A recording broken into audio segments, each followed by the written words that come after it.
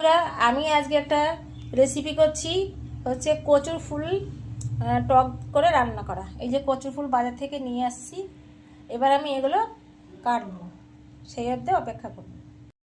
হ্যাঁ বন্ধুরা, এই যে আমার সেই কচুর ফুল কাটা হয়ে গেছে। আমি এটাকে এখন ভালো করে ধোবো, এর সঙ্গে সর্ষে ফোড়ন আর দিয়ে কাঁচা লঙ্কা দিয়ে আমি রান্না করব, আর দেবো তেঁতুল। খেতে খুব ভালো লাগে, অনেকে মাছ দিয়ে খায়, চিংড়ি মাছ দিয়ে বা ছোটো কুচো মাছ দিয়ে খায়।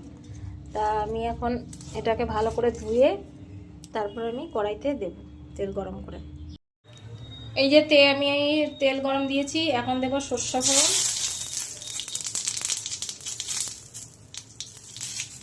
এই যে পাশে কুচিয়ে রাখা কচুর ফুল,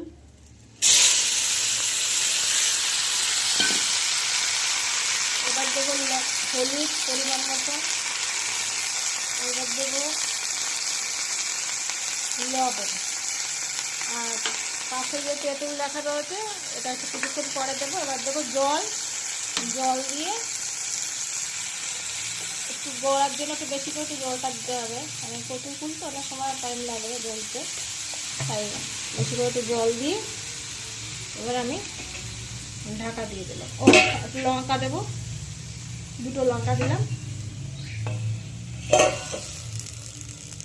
এবার আমরা ওয়েট করি।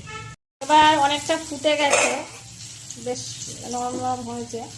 এখন আমি এই যে পাশে রাখা তেঁতুলটা, এই তেঁতুলটা এখন দেব,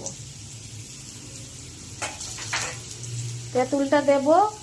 এবার তেঁতুলটা দেওয়ার পর এটা গলতে গলতে আমি এবার আবার ঢাকনা দিয়ে ঢেকে দেব। এবার ভালোভাবে বেশ মাখো মাখো হবে, তখন আমি নামাবো। বন্ধুরা, অবশেষে আমার কচুর ফুল দিয়ে তেঁতুল দিয়ে তরকারিটা হয়ে গেছে। তরকারি ঠিক না, এটা একটা মাখা মাখা করে খাওয়া যায় ভাত দিয়ে। বেশ আমাদের ঠাকুমা যারা বেশি এগুলো পছন্দ করতো, আমার মা ভীষণ, আমার মা খুব ফেভারিট, মাছ দিয়েও খাওয়া যায়। তো আমি নরমালভাবে করলাম, আপনারাও করে খেয়ে দেখবেন, ভালো লাগবে। অন্তত মুখে যাতে জ্বর হয়, রুচিটা আসে। আচ্ছা, আজকের মতন টাটা।